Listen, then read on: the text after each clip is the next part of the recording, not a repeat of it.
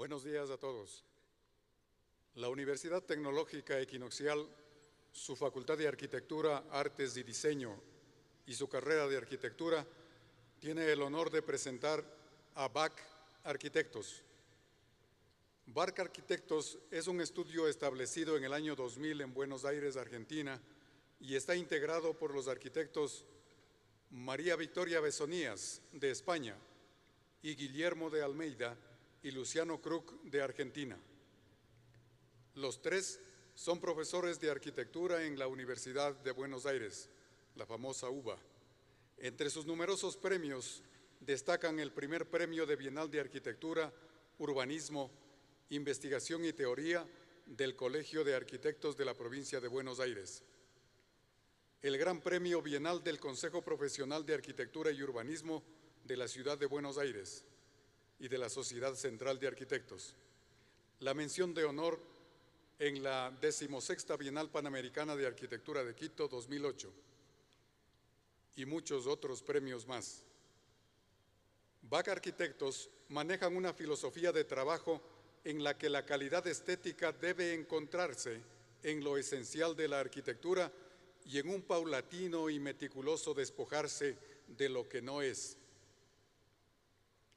Los proyectos de BAC Arquitectos se definen con formas simples y un repertorio acotado de materiales, no solo como elección estética, sino como principio ético de valorización de un uso consciente de los recursos disponibles. La Universidad Tecnológica Equinoccial tiene el honor de presentar a ustedes BAC Arquitectos.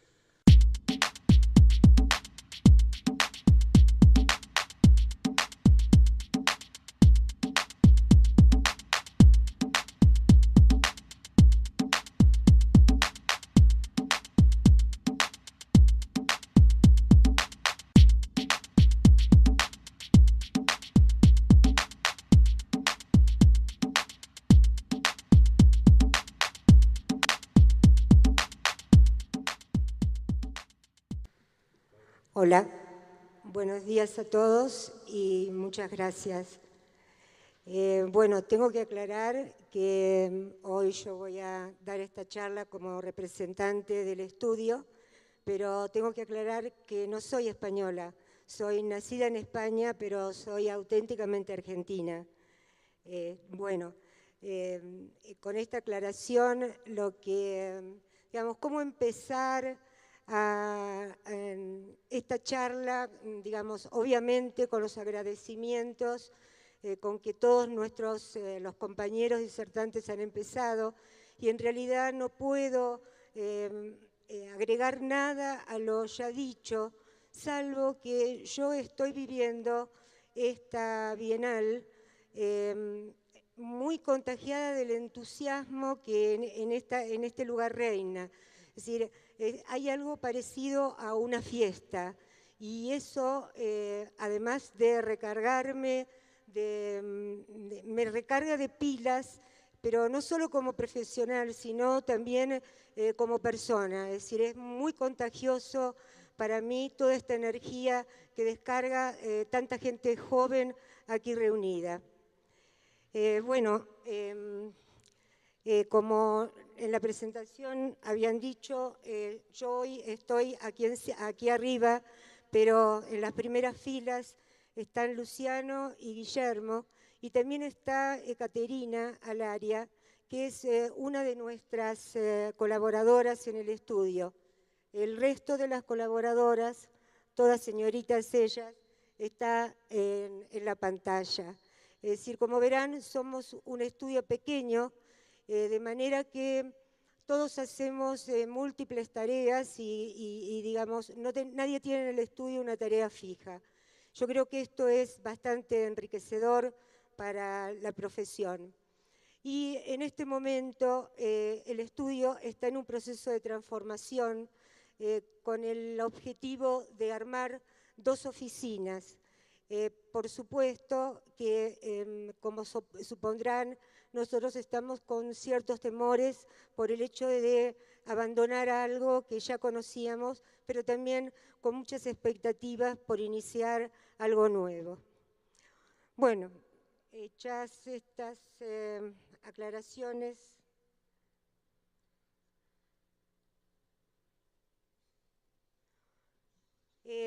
antes, el tema que nos convoca a hoy, como ya bien dijeron, es el material o la materialidad.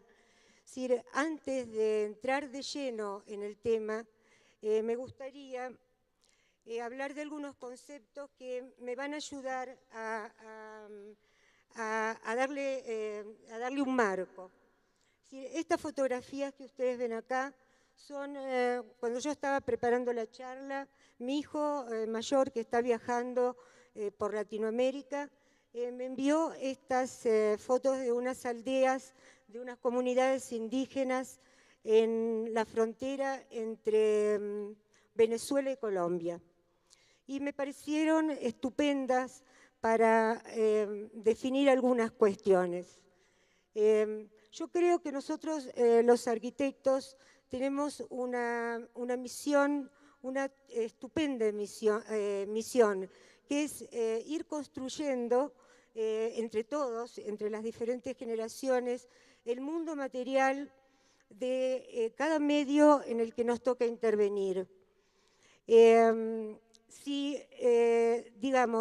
Pero la construcción de este mundo que es material, sin duda, implica cuestiones materiales, sin duda, pero también inmateriales, porque, al tratarse de la construcción de un mundo que responde a una cultura, uno tiene sin duda un montón de valores culturales que tener en consideración.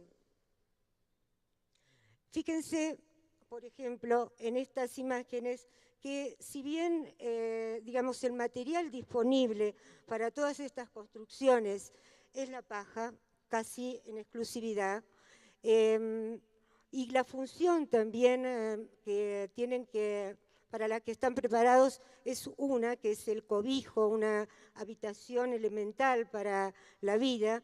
Es decir, las formas son diversas, porque seguramente, esto es algo que presumo, para cada uno de estos grupos el sentido del habitar es diferente.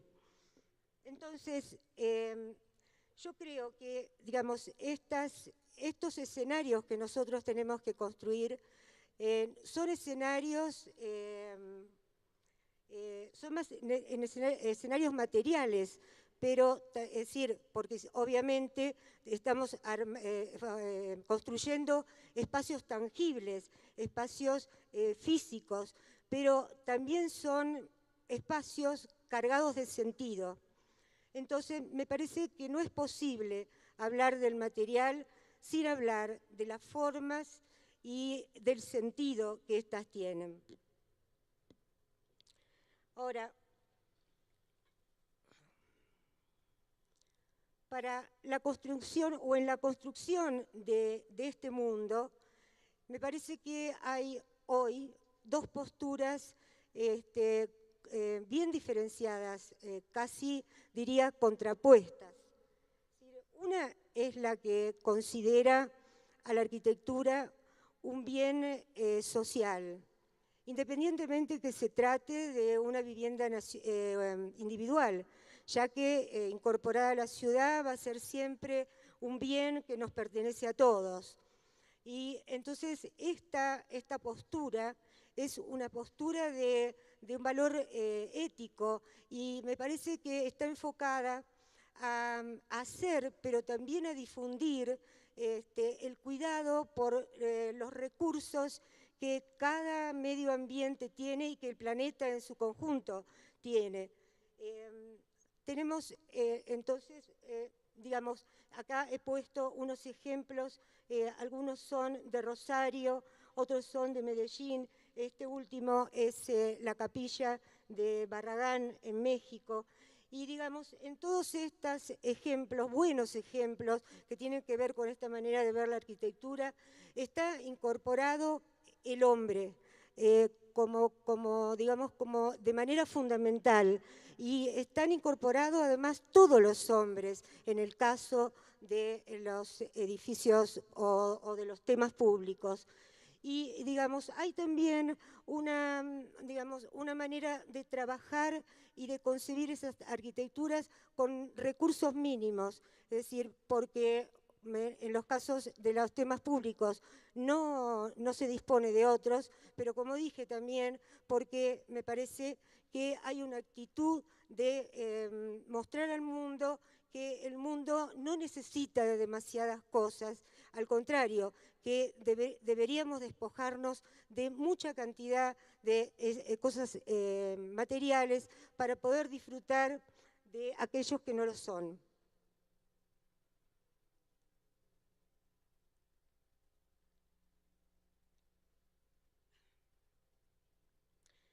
Bueno, opuesta a esto, hay otra postura, y es la de los que consideran la arquitectura como un bien de consumo, pero además un bien de consumo de disfrute de muy poca gente. Es decir, y es una arquitectura, digamos, para una sociedad alienada, donde lo que importa es pasar de una novedad a otra, es decir, y donde, digamos, si el lugar, cuanto más exclusivo es, mejor se disfruta. Y, digamos, y por supuesto, esta arquitectura que es exhibicionista, muchas veces es artificial, exclusiva, como dije, de una gran carga de espectacularidad, es también, por supuesto, la arquitectura del total despilfarro. Fíjense la energía que ha sido necesaria para darle forma a esta cosa tan extravagante que es transformar un hotel en la base de un gran barco elevado con una piscina, fíjense, para el disfrute de muy pocos, porque muy poca gente debe poder pagar una estadía en este hotel. Y donde, digamos, todo aquello que le da marco, o debería darle marco a la arquitectura, que es el sitio, por ejemplo, en este caso no está considerado para nada en estos valores que decíamos culturales, sino que es simplemente el marco donde se va a destacar este objeto fantástico.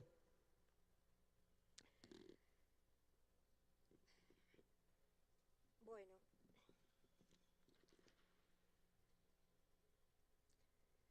Entonces, me parece que, digamos, que acá estamos en una situación que me parece sumamente comprometida. Esta Bienal nos invita a presentar nuestras experiencias personales como lugares de trabajo, pero también nos invita, me parece, a que tomemos fuerza entre todos para poder salir a la palestra, a, digamos, hacer una denuncia de todo esto y a, digamos, a promover entre todos los estudiantes, porque son ellos los que van a tomar esta posta, la necesidad de que cada uno de nosotros recupere esa responsabilidad social que son los enunciados de cualquier facultad de arquitectura, y también esa responsabilidad en relación con el proceso productivo propio de la arquitectura. Bueno, ahora ya voy a entrar de lleno entonces al tema de la materialidad. Y para eso me pareció interesante empezar con esta frase, con este pensamiento de Mies, dirigido, no un pensamiento, unas palabras, dirigidas a un grupo de estudiantes en una oportunidad, que dice que cada material tiene sus características específicas, las cuales debemos conocer para poder usarlos, pero sepan que cada material es lo que queremos hacer con él. Entonces, esto me dice que hay digamos, detrás de cada material hay un sujeto, nosotros, cada uno de nosotros. Y digamos, cada uno de nosotros, si tiene voluntad, puede tener la posibilidad de transformar mediante manipulación cualquier material. Entonces me parece que tenemos la responsabilidad de que cada uno en su sitio, en el medio ambiente que lo involucra, de hacer un registro serio de todos esos materiales disponibles y no lamentarnos de si en el lugar donde nos toca actuar esos materiales no sean tanto o no sean tan sofisticados, porque digamos, menos materiales no implican menos creatividad, sino que somos nosotros, con nuestra imaginación, las que podemos convertir lo que tenemos en una riqueza extraordinaria, aún en las circunstancias más difíciles, como ha quedado demostrado aquí con las distintas obras que han expuesto mis compañeros disertantes.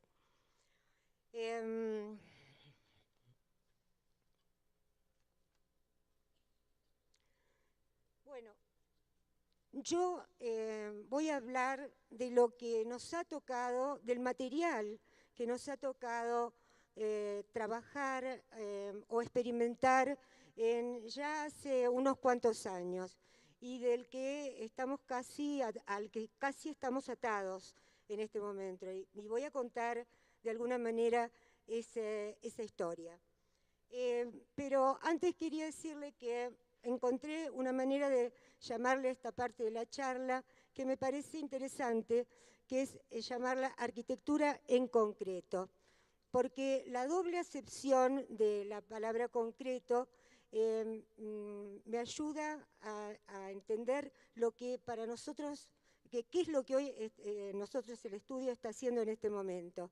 Es decir, la palabra concreto obviamente remite, creo que para la mayoría de los países de Latinoamérica, a lo que nosotros llamamos hormigón. Pero también remite en su acepción adjetivada a lo opuesto a lo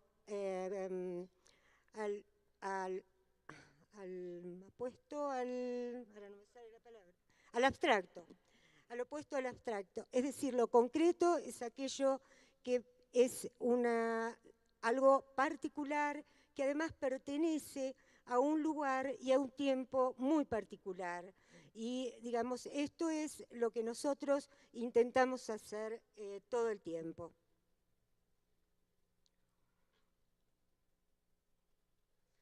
Bueno, digamos que la historia de nuestra arquitectura en concreto, podemos decir que comienza, aunque habíamos hecho algunos pequeños experimentos antes, con una experiencia en un lugar que se encuentra en la costa bonaerense. A ver, con esto.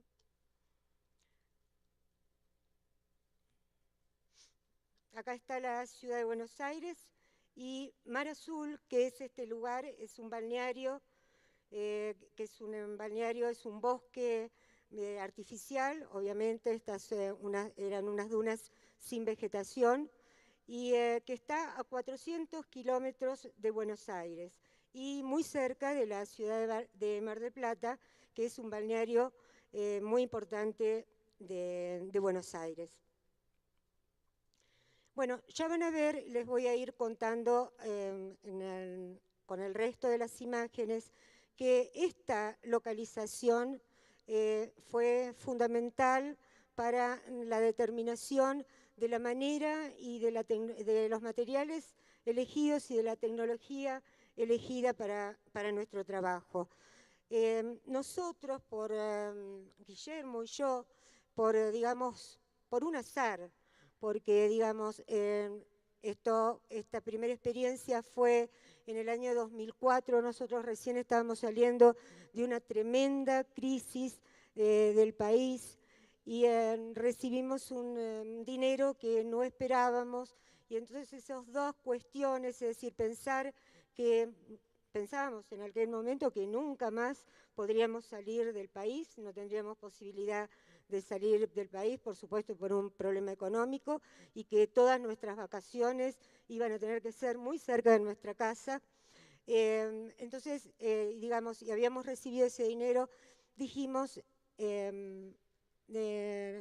nos propusimos hacernos una pequeña, muy pequeña casita de veraneo en este lugar que es francamente muy hermoso y que nosotros ya conocíamos hacía muchos años. Bueno, quiero contarles un poco de este lugar. Este lugar, digamos, cuando nosotros ya habíamos experimentado el lugar, ya le digo porque lo conocíamos, pero yo suelo decirle a los alumnos cuando inician un trabajo que es sumamente importante poder captar digamos, y clasificar también los registros de ese lugar, porque en ese lugar hay registros materiales, obviamente, medibles, mensurables, es decir, uno puede saber, digamos, de lo que implica esta arboleda, de lo que significa, digamos, como posibilidad de incorporarse, de incorporar una vivienda dentro, qué implica el viento que proviene del mar y que lo frenan estos árboles, qué implica el relieve de este territorio, que es un relieve muy rico, es decir, estos son médanos, algunos altísimos, y que le van dando, si bien, como veían en la diapositiva anterior, la urbanización es una trama muy regular, digamos, con todo el relieve del terreno. Esto tiene una riqueza espacial y también ambiental muy interesante. Hay registros, ya le digo, que son mensurables y otros que no lo son. Es decir, hay, digamos, el bosque provee de una atmósfera que, digamos, de sombras y luces, que uno no puede llamar que eso es un aspecto material de ese lugar, es más bien un aspecto de sensaciones, de cosas que solamente se captan si uno está dispuesto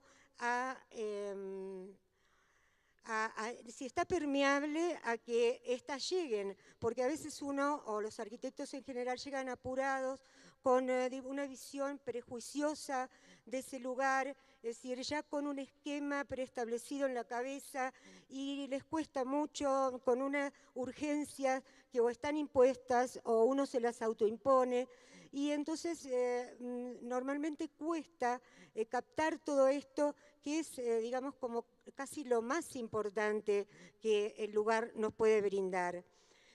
Por ejemplo, digamos, entender que este bosque brinda una sombra permanente durante todo el año, nos tiene que hacer reflexionar en el sentido de que no puede ser cualquier cosa, cualquier tipo de construcción la que responda bien a esta situación que el lugar brinda.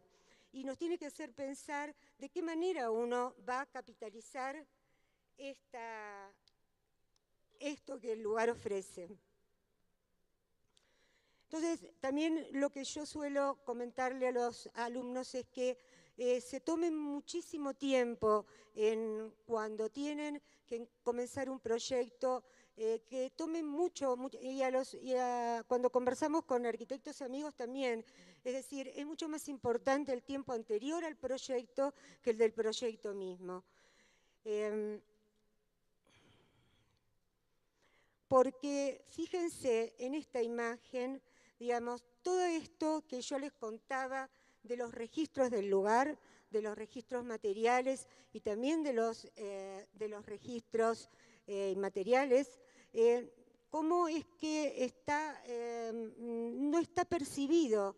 Es decir, hay aquí sin duda un preconcepto sobre qué es una casa en un bosque y que más bien tiene que ver con una aptitud pseudo romántica, no sé, que tiene que ver con que remite muchas veces al pasado, que remite también a una tecnología que, digamos, propia de lugares que antes existían y de donde uno se proveía de madera del propio lugar y entonces tenía sentido construir con troncos. Hoy no hay nada más absurdo que construir con troncos, habiendo tanta cantidad de tecnologías superadoras de este tipo de construcción.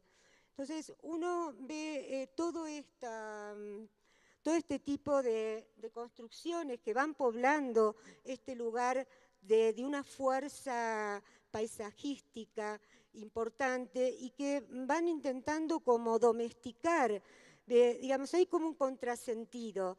Se enamoran, la gente se enamora, los arquitectos también, de este lugar, porque todos hablan maravillas de este lugar, pero después cuando ingresan y cuando operan en él, lo hacen no teniéndolo en cuenta, es decir, con una arquitectura que podía estar en cualquier parte. Es decir, nosotros entonces con Guillermo nos propusimos, es decir, ya que teníamos que actuar en un lugar en el que nunca lo habíamos hecho, hacerlo con bastante desparpajo, es decir, tomar riesgos, trabajar con cierta audacia, si no teníamos un cliente al que le debíamos, digamos, teníamos que, digamos, al no existir el cliente, el riesgo que tomábamos podía ser mayor, los únicos perjudicados éramos nosotros, de último íbamos a darnos de golpes una vez terminada la construcción, si esto era un fracaso y todo terminaba ahí. Entonces dijimos, bueno, es una linda oportunidad. Era también nuestra primer casa, nunca nos habíamos hecho una casa para nosotros, de experimentar.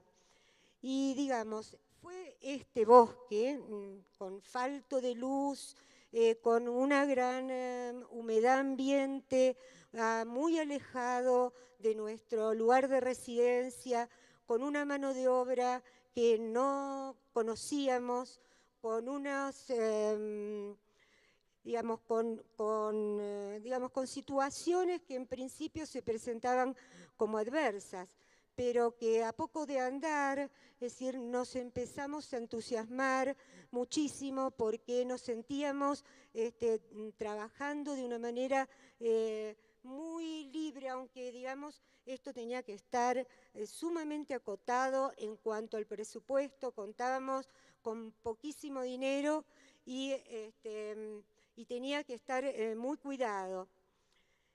Entonces, lo que nosotros finalmente, el resultado finalmente de toda esa búsqueda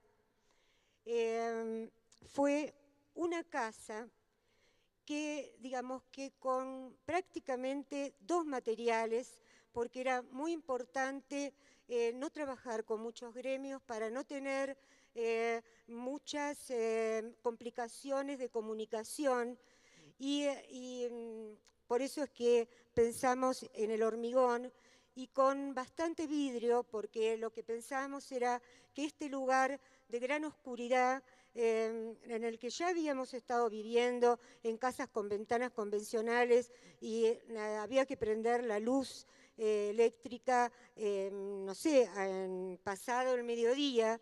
Entonces era fundamental que poder captar la belleza de ese lugar, tener luz durante la mayor cantidad de tiempo y, digamos, de manera que esto era casi no era una casa, era un techo que en algún lugar tenía reservado unos dormitorios, pero que el resto de la casa era como un gran semicubierto en el que, digamos, todos estos ventanales se abren por un lado y por el otro, y la relación con el paisaje se establece de una manera muy fluida.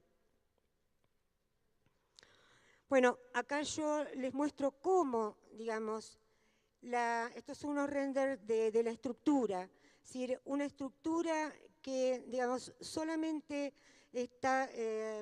recurría al hormigón y a unas columnas metálicas para, digamos, permitir esos grandes ventanales, esa gran vidriera que nosotros queríamos tener para disfrutar del paisaje. Y, digamos, esto solo ya era el lugar que nosotros necesitábamos. Simplemente luego adentro, con mampostería, se hicieron unas divisiones de las paredes de los dormitorios y un baño y una pequeña cocina. Es decir, la mano de obra que conseguimos no era una mano de obra que trabajara el hormigón a la vista, pero nosotros pensamos, tampoco queríamos que esto fuera un objeto demasiado delicado en su hechura, sino que pensábamos que metido en el bosque y con la rugosidad y digamos, la textura y el tema de esa materialidad robusta y potente, nuestra arquitectura podía convivir con esa misma rusticidad. Entonces contratamos un carpintero de obra que nos mostró una muy buena obra en hormigón, pero que no era hormigón a la vista. Y bueno, con este señor que nos tocó en suerte, una persona que amaba mucho su trabajo, pudimos, y con mucha dedicación de nuestra parte, viajamos todos los fines de semana para poder dar todas las indicaciones necesarias y exhaustivas, ¿no? Porque hicimos cantidades de planos para una casita muy pequeña de 75 metros cuadrados. Bueno, me voy a parar un poco porque veo que se me va terminando el tiempo. Luego de esta casa hicimos otra. Digamos, hubo un problema con un vecino que, digamos, que a contracódigo se puso muy cerca de nuestra casa y por otro lado nosotros ya veíamos que era un interesante negocio construir en este lugar y poder alquilar, de manera que juntando un poco más de dinero pudimos intentar otra casa. Y en esta casa, digamos, lo que intentamos fue llevar al límite el tema de la materialidad en concreto.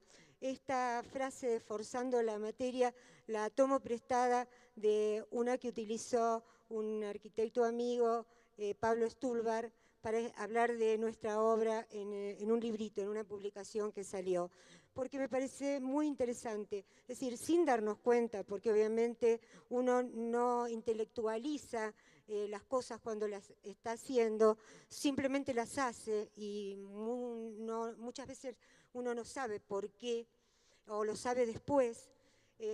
Aquí, digamos, queríamos llevar al límite, queríamos renunciar a todo lo que fuera hierro por un tema del tema de la corrosión de este sitio, para no tener que tener ningún tipo de mantenimiento, porque otra de las premisas de esa primera obra es que el mantenimiento fuera absolutamente nulo. Nosotros no estábamos dispuestos a sacrificar nuestras vidas detrás de mantener una casita a la cual íbamos a habitar pocas veces al año. Entonces, en esta casa lo que quisimos hacer es que todo fuera, que el hormigón fuera techo, muros, piso, muebles, es decir, que, digamos, que algo que nos resolviera no solo el mantenimiento de la cáscara, sino también el mantenimiento digamos, de todo el equipamiento de la casa. Entonces vean que las mesadas, las mesas, los separadores, estas especies de separadores de los ambientes son muebles también de hormigón. Bueno, aquí también pueden verlo.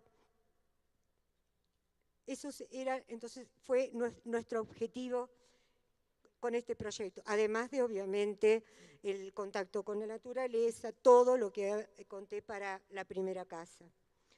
Conjuntamente con esta casa, también hicimos esta otra, que, digamos, la exigencia es que fuera de ladrillos.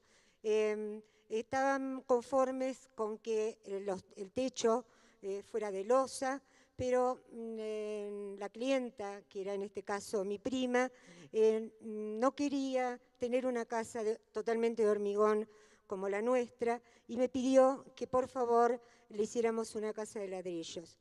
Por supuesto que le hicimos caso, pero digamos que lo que quisimos acá era algo que quiero traer a colación, esto de la frase que decíamos de la manipulación del material. Es decir, para un pensamiento clásico de la arquitectura, esto sería un absurdo. Un muro de mampostería tiene que ser un muro que descargue a tierra, que tenga una proporción menor de vacíos que de llenos, que esos vacíos sean más bien espacios angostos y largos. Y digamos, nosotros no queríamos utilizar ese tipo de aberturas ni de concepción del envolvente por todas las razones que antes les contaba. Entonces también entendimos que había que conseguir forzar la lógica de este material o la naturaleza de este material, y lo que hicimos es no renunciar a estas aberturas longitudinales que nos daba una muy interesante visión del bosque, es decir, un bosque como talado, como a una cierta altura. Y entonces recurrimos a algunos artilugios para conseguir esto, que bueno, no me voy a detener en explicarlos. Muy próximo a estas dos obras apareció también unos amigos que, conociendo nuestra casa de Mar Azul, nos dijeron que querían hacerse una nueva casa y que les gustaba mucho ese aspecto de arquitectura americana, les dijeron ellos, pero que no querían nuevamente el hormigón a la vista, pero que sí les interesaba mucho esos espacios abiertos, digamos, con pocas separaciones interiores, porque como era una casa de fin de semana, no era la casa formal, ellos vivían, digamos, recibían a mucha gente y les interesaba vivir de una manera menos formal, más relajada. Entonces, digamos, lo que tuvimos que hacer es trabajar con hormigón para conseguir esta espacialidad, pero ocultar el hormigón con un revoque. Por eso digo que es una materialidad que oculta el material. También acá nos exigieron empezar a trabajar con madera para esto de que la gente tiene de que la madera es cálida y el hormigón es frío, esa sensación que está como bastante arraigada y que creo que no es así de ninguna manera. Y que, bueno, para este caso, como teníamos que trabajar con alturas variables, con grandes luces, el hormigón era necesario, pero también era necesario que las superficies luego quedaran con este aspecto de cosa neutra, ¿no? Abstracta. Bueno, a partir digamos, de esas tres primeras casas en Mar Azul y de premios y reconocimientos que ellas recibieron, nos empezaron a aparecer una serie de encargos, la verdad muy sorprendente para nosotros. No pensamos nunca que esta construcción muy rara para el entorno pudiera ser aceptada y comprendida para el común de la gente. Y digamos, no se acercaron gente que obviamente no tenía ningún tipo de relación con nosotros y que a través de nuestra página o a través de ver las obras ahí mismo en el lugar, se mostraron interesados. Y entonces, bueno, es el día de hoy que tenemos cerca de 20 unidades de vivienda en este balneario de Mar Azul. Y acá se nos produjo realmente un conflicto porque, digamos, este éxito de la propuesta también nos impuso una materialidad de la que no podemos escapar. Entonces, nosotros digamos, discutimos bastante de cuál debía ser nuestra postura frente a esta imposición, si teníamos que empezar a tratar de jugar con, digamos, con un maquillaje de este hormigón, con una especie de adorno, dijimos, no, eso no puede ser porque, digamos, eso tira por tierra todo aquello que nos llevó a construir esto. Entonces dijimos, bueno, esta es una realidad, hay un encargo que exige una propuesta estético-constructiva que es esta. Y, digamos, nosotros lo que tenemos que hacer es, digamos, sacar de las particularidades del terreno propio en el que nos toca intervenir y, digamos, escarbar en el programa de cada una de estas familias para producir la singularidad con esos elementos. Entonces, bueno, les voy a mostrar algunos de estos. Una de las que primero nos puso en crisis fue una casa que no estaba en el bosque, sino que estaba en la playa, pero que obviamente el pedido era un pedido, digamos, igual, idéntico al de la casa en el bosque. Entonces, esas casas en el bosque, que yo me olvidé de contarles, pero que no tienen ningún tipo de protección ni hidrófuga ni térmica, porque como están debajo de esa mata de árboles, desde el punto de vista del calor no lo requerían, y como, digamos, el sistema constructivo hacía que la forma de la construcción tenía el cuidado de que las aguas de lluvia se fueran rápidamente, entonces, y como el hormigón es muy compacto y digamos, si el agua se va rápidamente, no alcanza a absorberla. Entonces, digamos, estas estructuras se terminaban estas casas se terminaban con la llenada de hormigón, con el desencofrado. Bueno, esta casa obviamente no podíamos tener la misma actitud porque, digamos, está expuesta a un sol pleno, a vientos también muy importantes, entonces hubo que hacer muchas adecuaciones de controlar las aberturas, pero principalmente de cubrir estos techos nosotros pensamos en hacerlo en unos decks que a su vez servían de expansiones de las actividades que daban a ese lugar, para que actuaran como las sombrillas, como si tuvieran la misma función de los árboles del bosque.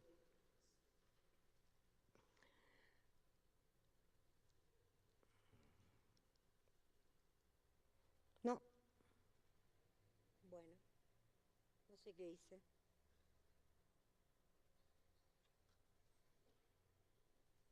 Perdón, me fui al final de la... A ver si me ayudas. Tendría que buscar acá. Ahí está. Perdón, ¿eh?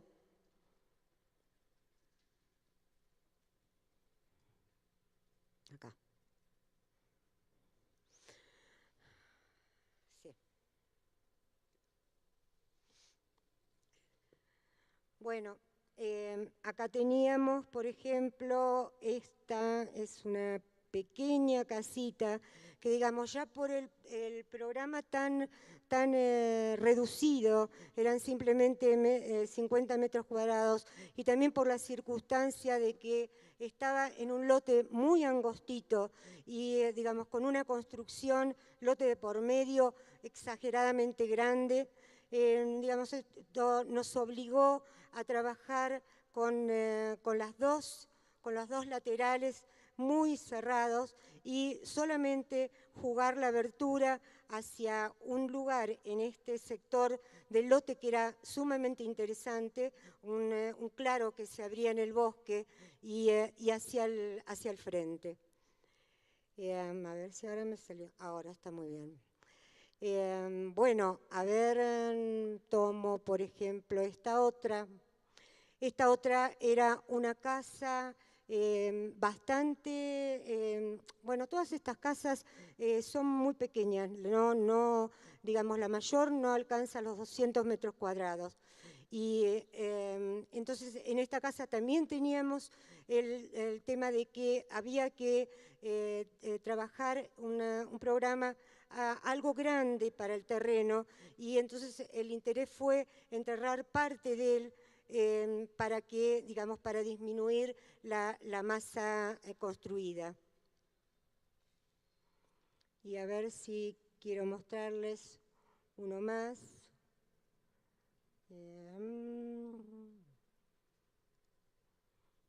Este era otro, digamos, muy determinante, que era también un pequeño lote con además una pendiente muy importante, donde, digamos, hubo que concentrarse en resolver, y con mucha cantidad de árboles, y con un terreno aledaño en el que ya la arboleda desaparecía, de manera que nosotros, si talábamos estos árboles, nos quedábamos en un lugar muy desprovisto de vegetación.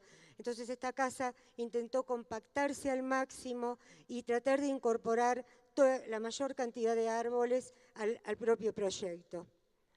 Bueno, era, digamos, con este criterio es que fuimos trabajando, y es que vamos trabajando, porque todavía lo estamos haciendo. Esta, por ejemplo, quería mostrarles, a ver, vuelvo al mapa, la última que les voy a mostrar, que es el conjunto B más D,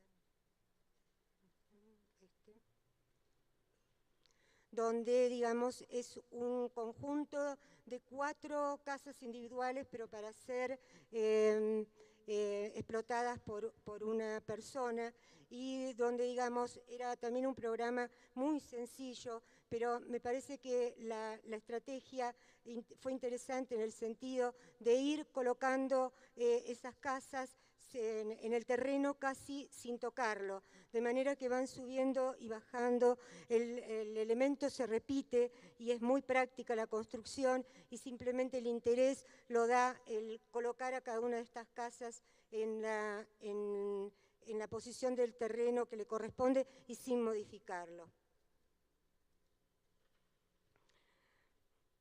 Bueno, con esta experiencia en Mar Azul, luego nos pidieron una casa, un edificio de viviendas, donde, digamos, por todo este tema del mantenimiento, la persona, el desarrollador, le pareció muy interesante experimentar esto, y el bajo costo, ¿no? Porque estas construcciones ahorran mucho en terminaciones, de manera que el costo está levemente más bajo que el de una construcción tradicional, y si se maneja bien la obra, los tiempos de obra también se acortan.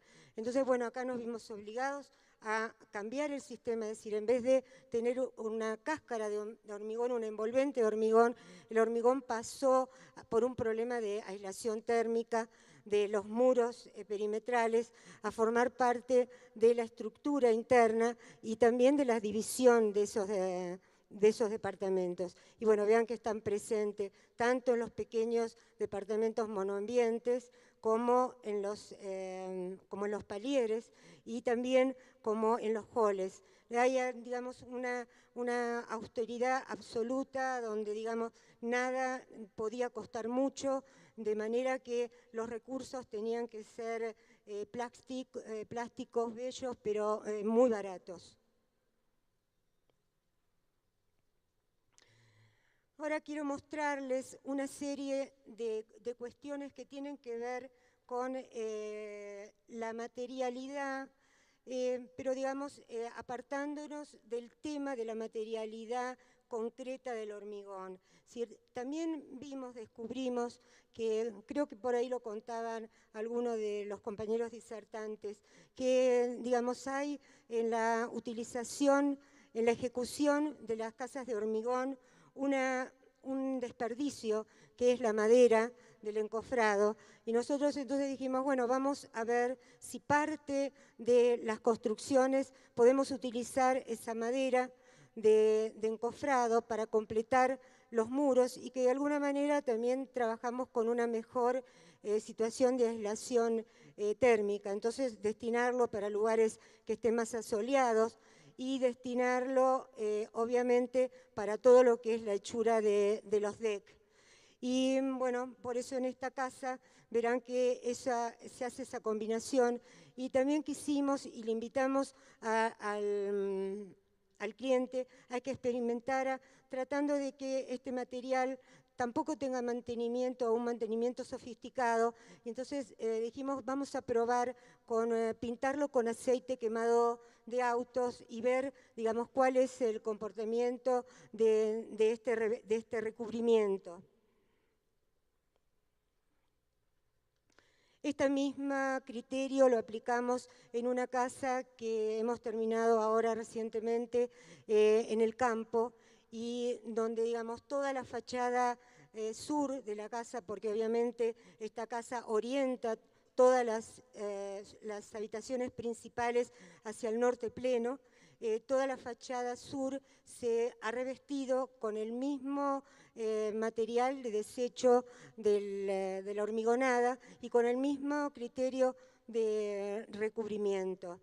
En esta otra obra, que es una casa, que es la casa de habitación permanente de Guillermo y mía, también hemos utilizado en la formalización de la fachada unos durmientes, no sé si ustedes le llaman de la misma manera, unos durmientes de quebracho para realizar esta especie de reja fachada.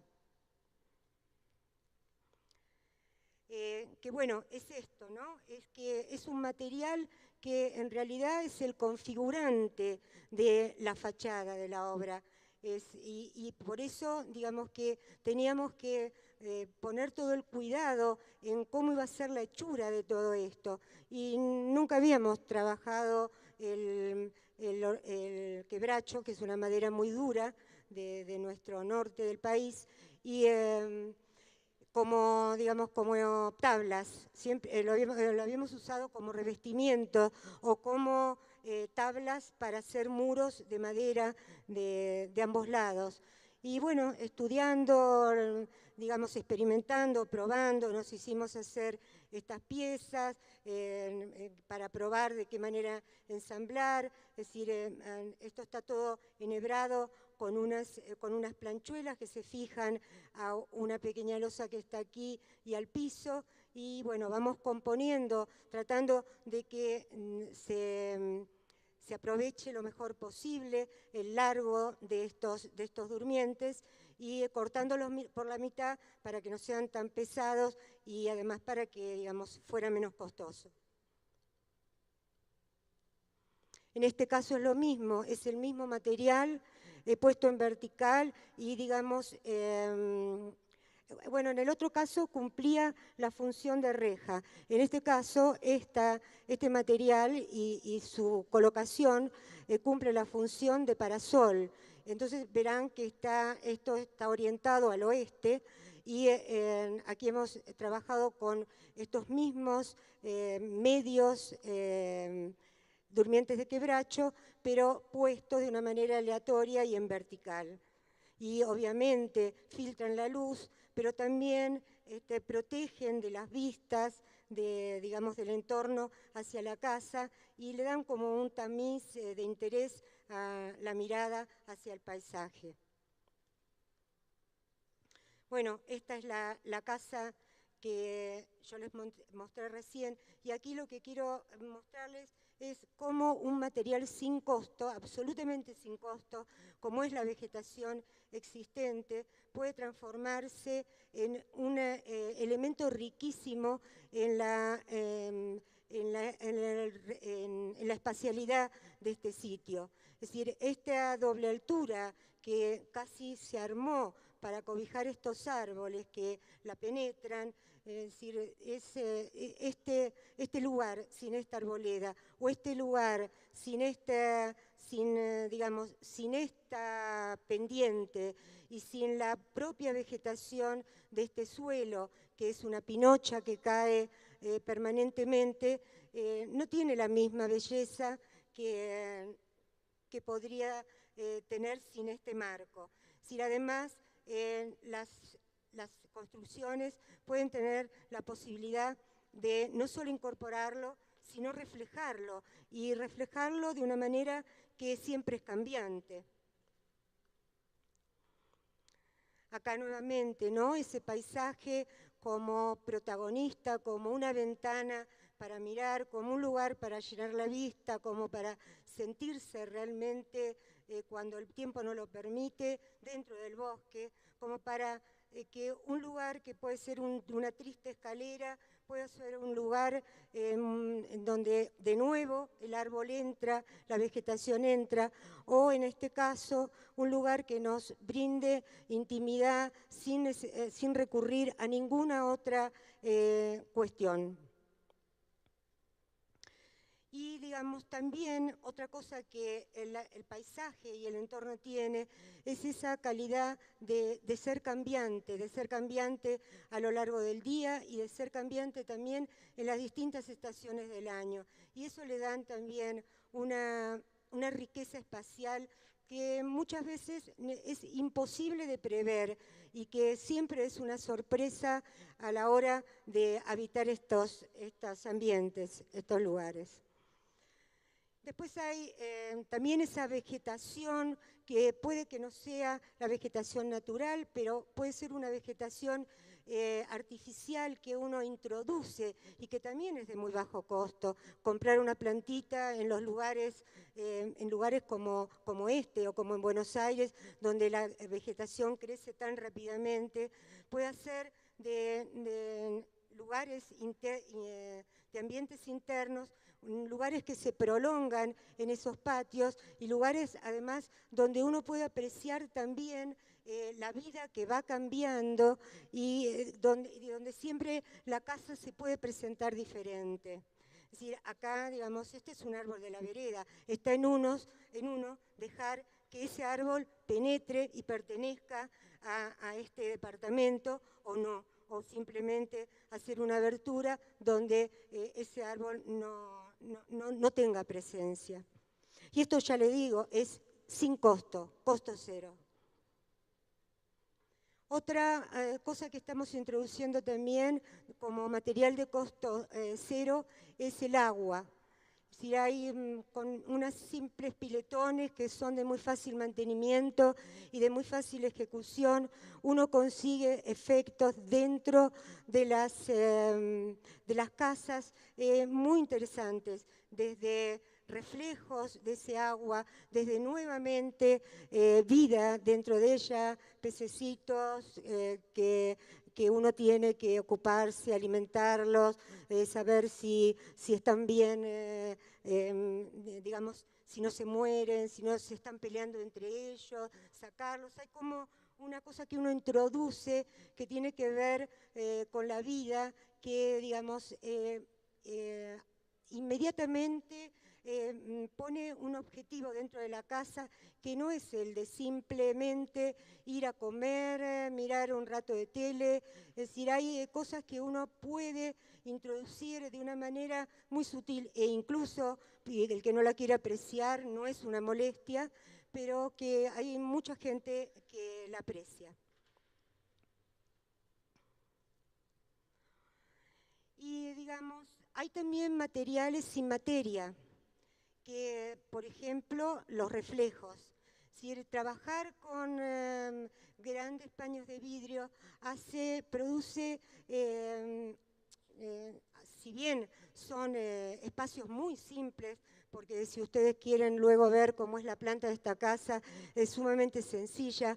Es decir, el introducir estos paneles de vidrio hace que los espacios se vuelvan muy complejos, porque como explicaba ayer algún otro de los expositores, hay visiones reales, visiones por reflejo, una serie de situaciones que hacen, y además en el transcurso, nuevamente, en el transcurso del día, con la luz cambiante, es todo el tiempo renovable. Es un ambiente que nunca, en ningún momento, es igual al otro.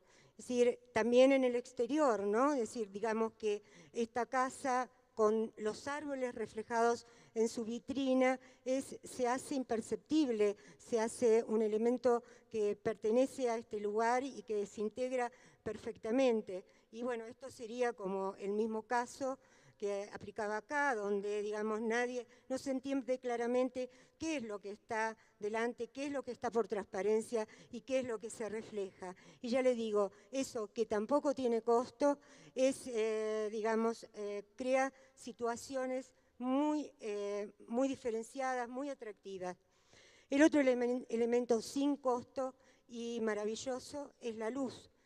La luz entrando para jerarquizar lugares con más claridad o con menos claridad, o como para producir elementos de sorpresa en lugares que poco tienen para darnos como espacialidad, como es un baño, o digamos en situaciones que uno va creando como atmósferas digamos, de cierta atracción, es decir, de estar desde un lugar más oscuro para llegar a un lugar más claro, propone una situación de vida que, digamos, sin ese efecto de luz no sería igual. Y después el otro tema es las sorpresas que aporta, la luz está ahí, uno las deja entrar y, digamos, ella se encarga de darnos cantidad de sorpresas. Esto no es un truco fotográfico, es en pleno enero, en pleno mediodía, la luz entrando en un día muy, muy luminoso, la luz rebotando en una viga y rebotando en la losa del baño y saliendo, por supuesto, por estas aberturas que uno había previsto, pero nadie había previsto este encendido del espacio. Bueno, lo mismo acá, esto es esa escalera que veíamos desde arriba con todo un paño de vidrio en el que se veía el paisaje. O esta otra fotografía con el sol en poniente, que, digamos, al reflejarse en el muro de Quebracho, produce una luz muy, muy fuerte y muy rojiza. Todo eso, obviamente, uno no lo calcula, pero cada vez más me doy cuenta de lo interesante de incorporarlo. No, perdón. Y esta, por ejemplo, una situación de un día que estábamos viviendo, en que estaba lloviendo y dejó de llover, salió el sol y estas son las gotas de la lluvia que habían quedado sobre el vidrio de la claraboya. Entonces, lo que yo quisiera decirles o comunicarles a los chicos en general, en particular, es que, digamos, qué pocos recursos económicos en realidad se requieren para hacer algo confortable y bello.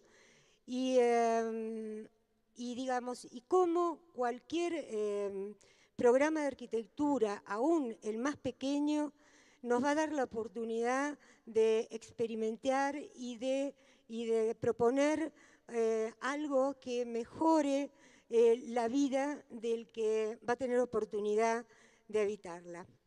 Bueno, con esto termino.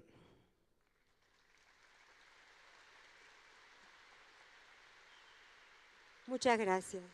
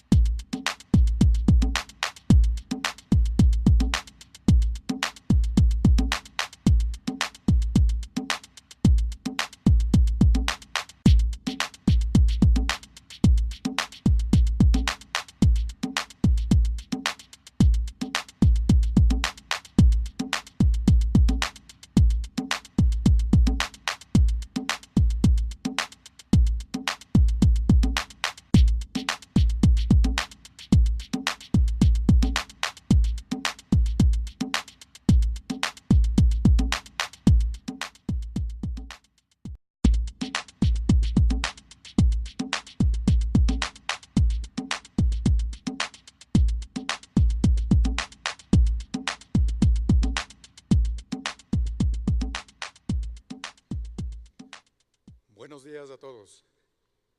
La Universidad Tecnológica Equinoccial, su Facultad de Arquitectura, Artes y Diseño y su carrera de Arquitectura, tiene el honor de presentar a BAC Arquitectos. BAC Arquitectos es un estudio establecido en el año 2000 en Buenos Aires, Argentina, y está integrado por los arquitectos María Victoria Besonías, de España, y Guillermo de Almeida y Luciano Kruk, de Argentina. Los tres son profesores de arquitectura en la Universidad de Buenos Aires, la famosa UBA. Entre sus numerosos premios destacan el primer premio de Bienal de Arquitectura, Urbanismo, Investigación y Teoría del Colegio de Arquitectos de la Provincia de Buenos Aires, el Gran Premio Bienal del Consejo Profesional de Arquitectura y Urbanismo de la Ciudad de Buenos Aires y de la Sociedad Central de Arquitectos. La mención de honor. A mí toda esta energía que descarga tanta gente joven aquí reunida. Como en la presentación habían dicho, yo hoy estoy aquí arriba, pero en las primeras filas están Luciano y Guillermo, y también está Caterina Alaria, que es una de nuestras colaboradoras en el estudio. El resto de las colaboradoras, todas señoritas ellas, está en la pantalla. Es decir, como verán, somos un estudio pequeño, de manera que todos hacemos múltiples tareas y digamos, nadie tiene en el estudio una tarea fija. Yo creo que esto es bastante enriquecedor para la profesión. Y en este momento el estudio está en un proceso de transformación con el objetivo de armar 2 oficinas. Por supuesto que, como supondrán, nosotros estamos con ciertos temores por el hecho de abandonar algo que ya conocíamos, pero también con muchas expectativas por iniciar algo nuevo. Hola, buenos días a todos y muchas gracias. Tengo que aclarar que hoy yo voy a dar esta charla como representante del estudio, pero tengo que aclarar que no soy española. Soy nacida en España, pero soy auténticamente argentina. Con esta aclaración, cómo empezar esta charla, digamos, obviamente con los agradecimientos con que todos los compañeros disertantes han empezado, y en realidad no puedo agregar nada a lo ya dicho, salvo que yo estoy viviendo esta bienal muy contagiada del entusiasmo que en este lugar reina. Es decir, hay algo parecido a una fiesta, y eso, además de recargarme, me recarga de pilas, pero no solo como profesional, sino también como persona. Es decir, es muy contagioso para mí. Bueno, hechas estas aclaraciones,